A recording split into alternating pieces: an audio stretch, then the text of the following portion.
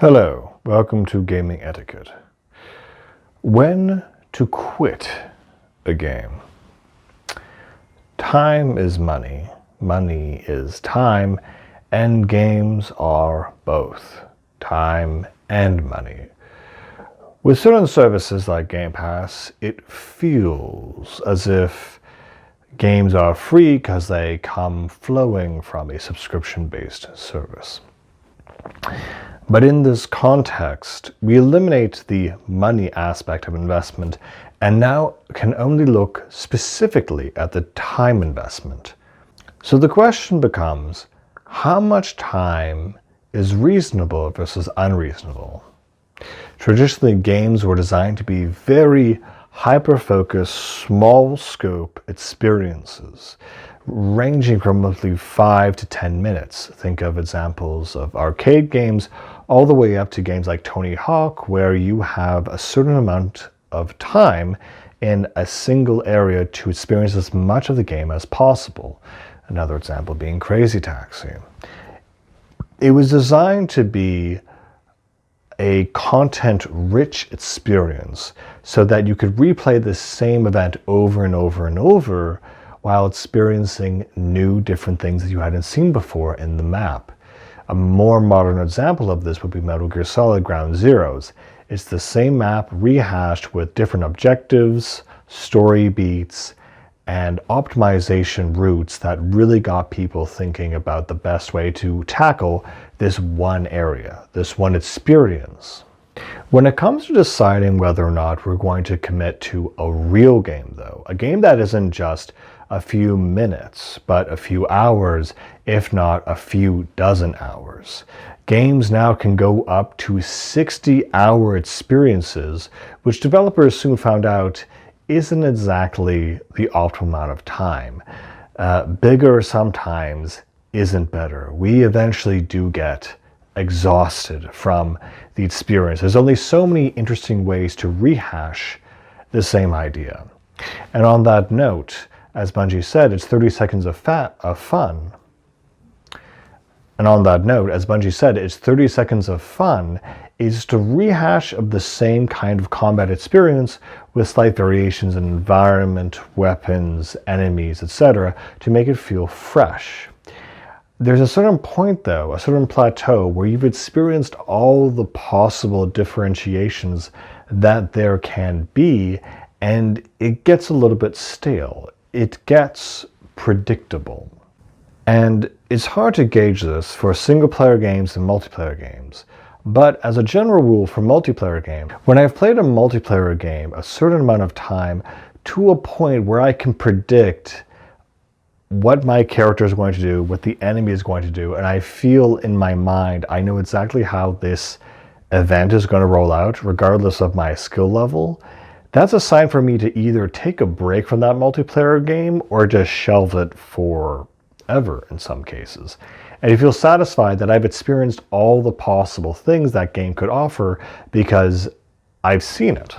I know it. If I can predict what will happen, then what's the point? Single-player games are a different beast because they ask of us to experience a full story. Now, there is a situation which you don't want to be in, which is the common situation, which is that you go halfway, but you don't finish the full thing. Now, for some people, it's easy to walk away from a half-done job, but for most people, like myself, leaving something half-finished, it feels almost like an obligation that, well, I got this far, I might as well finish it. It feels more like an obligation or an occupation rather than a game. And that is what you want to avoid. So how do we avoid this? My personal method is something I called demoing or microgaming. And I'll explain. On Game Pass and other subscription services, you essentially have the full game. And you also, on the store and general platform, you also have access to demos. And it's interesting to note that back before the internet, the demo in the physical area was the only way that a developer could entice the player to purchase the full game. And usually the demo was a very specific cut section, usually the first, if not the second level of the game, with no prior cutscenes or startup or anything. The player could simply just jump in and get a taste for the experience. And based on that taste of that 1 half hour to 1 hour, or potentially 10-minute experience, do you want the full experience? Which again, in game design, you have one loop, which might involve things like cutscene, puzzle, acrobatics, combat, boss, cutscene. And that would be a full loop that is rehashed over and over and over. Think of Uncharted, for example, in which you do a certain type of scenarios, which really only become obvious if you've ever replayed a game. You kind of realize the skeleton that is holding up this experience. Similar to rewatching a movie over and over again, you realize that there's a certain structure. Maybe it's act-based, or perhaps there is a more so hero's journey aspect that jumps out at you. But every story, every experience has a structure to it. That being said, and I've just found this to be a general rule, the people who say, oh, it gets good 10 hours in, 20 hours in, if it gets good at that point, why would I bother wasting that amount of time to get to the good part when I can do other things with my time? And time is expensive. Time is a precious commodity. In my personal experience, I found two different scenarios. I found games, movies, or experiences that were highly rated that I jumped into without any expectations and found that they were not what I expected, or they were not to my personal tastes, in which case I simply abandoned them without a second thought. One such example was Baldur's Gate 3. One game of the year, everyone loves it. I tried it. It's good. It's fine, it's functional, but it's not my kind of game. I'm not really into CRPGs, as it turns out. And instead, I found myself playing Tears of the Kingdom for about a whole month straight on end. But what was the difference there? What really made the difference is that it was the demo. It was finding the hook. The hook is the moment where a piece of media connects with you on such a deep level that you are compelled to get into it.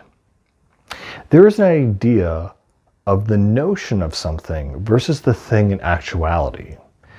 You might see a person, for example, in public, and they might have a certain fashion sense. They might be carrying certain items. They might have certain stickers or slogans, and you would construct a kind of stereotype of that person in your mind. What would it be like to talk to this person? And usually our stereotypes are always half right, because they carry themselves a certain way, or act a certain way, or dress a certain way. They are certainly that certain way. But as Carl Jung once said, 50% of your client's diagnosis can only be the demographic or the stereotype. The other half, to really get to know someone intimately, is going to be a process of discovering the individual. And I apply this to games. You might see an RPG, a shooter, a throwback, nostalgic, spiritual successor, but you won't really fully know it until you try it.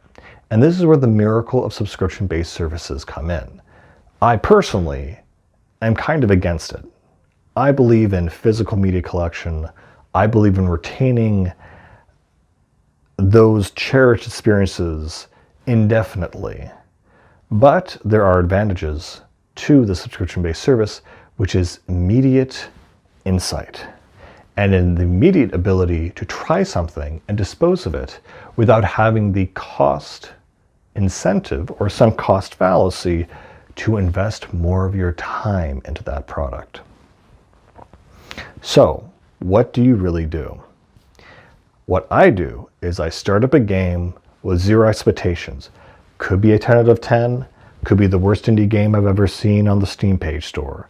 As long as it has a demo, or it has a full version that I can treat as a demo, I go in and I play it for what I perceive to be one loop. Now, this could be half an hour, a full hour, maybe shorter, maybe longer, but I basically give it a test drive, like a car, like being at a restaurant where they ask you how your first bites are. It's dipping your toe in the pool, having the first bite, going for the test drive. It's getting a taste of the experience. And in my experience, all of my favorite games, that first hour, that first introduction is so well crafted as the rest of the experience that if that first bit is good, the rest of it is good, with some very rare exceptions. It's with this approach that I have full confidence in knowing and perceiving that a product is good if the pitch is good, if the pilot is good. This is what they do with TV, with anything really. To see a part of something and to want to experience the full context of it is only natural. And through this method, I played some games for a few minutes that I thought looked absolutely terrible, spin-offs, derivatives of other games, and they turned out to be absolutely fantastic. There are other games that have been 10 out of 10 praised, and I've tried them and thought, wow, this is typically very mid, kind of sloppy in most cases. It's your responsibility to gauge your time. Because again, the worst thing you can do is get halfway through something and feel obliged to finish it. Or to feel like you only got half the experience without really understanding the full thing. Especially, to your dismay, if a sequel comes out. Then you have to go back and reintegrate yourself into that whole world, that whole control scheme, the lore, etc. And in some cases, start from the very beginning, which wastes even more time. You need to know when to cut and move on, and also when to invest. It's pretty simple, but it requires a lot of personal judgment and self-constraint. I think one example that people are very familiar with is when they announced Alan Wake 2. Alan Wake was an interesting, weird, kind of quirky game that Remedy made back in almost a decade ago, and a lot of people played it but didn't really play it. I was one of those people. And for some people, I can jump right back into experience. I can get exactly where we left off. In other cases, I thought that it would be better to restart the experience, and sometimes I realized, yeah, this was a good idea, but most of the time I realized, no, I remember most of this. And I feel like it was a bad move to restart and spend more time recapping what I pretty much already knew. So, to conclude and recap, play the first loop of the game. Get to the end of that first boss, or maybe even a bit before that, and really decide and think, once you get the results screen and you're reflecting on the game, do you think, I want to do 8 more hours of this, 20 more hours of this? Is this good enough for me to invest my time? You kind of have to treat it like Dragon's Den. You kind of have to treat it like a demo, like a first date, like a test drive, etc. You get the idea, you get the picture. If the first bit isn't good, the rest of it probably won't be good. Even if this is something that you've been hyped up and you have a notion of it in your mind, coming into contact with it personally doesn't mean you have to like it. There are just some games, despite winning awards and everyone loving it, that they might not just be for you. And I've been there. I like RTS games. I do like things like Dawn of War and StarCraft, but games like Civilization feel a little bit slow to me. Everyone has their own personal preferences. Fighting games is another one.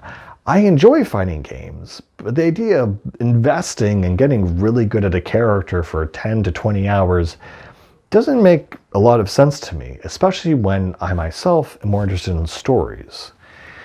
Different gamers have different priorities. The overall story music experience is one of that. The actual physical gameplay is another. The social aspect of online games is, again, another factor.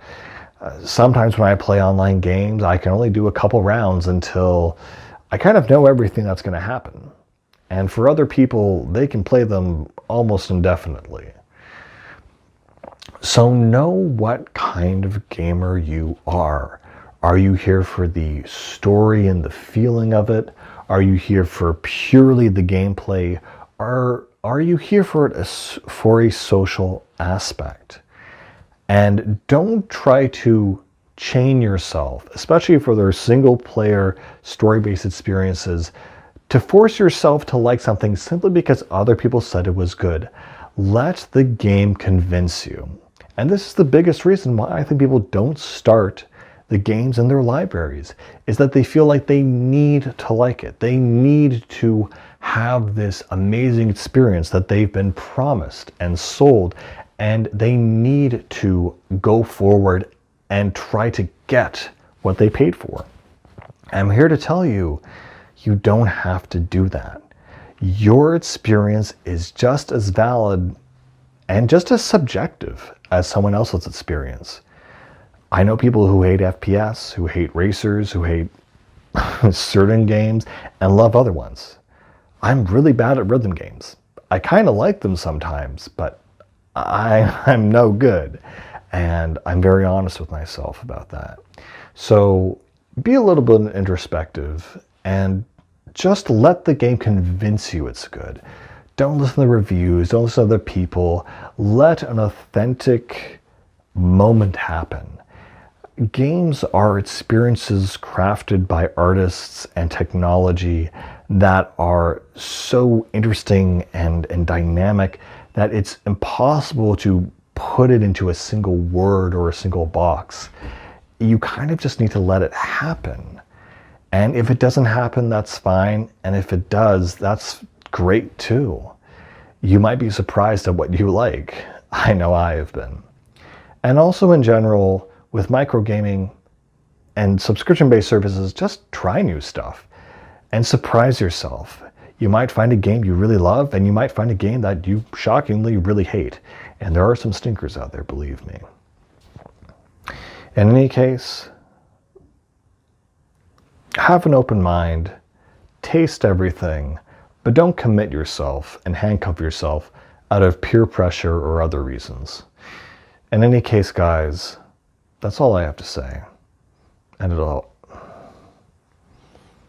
as always, keep gaming.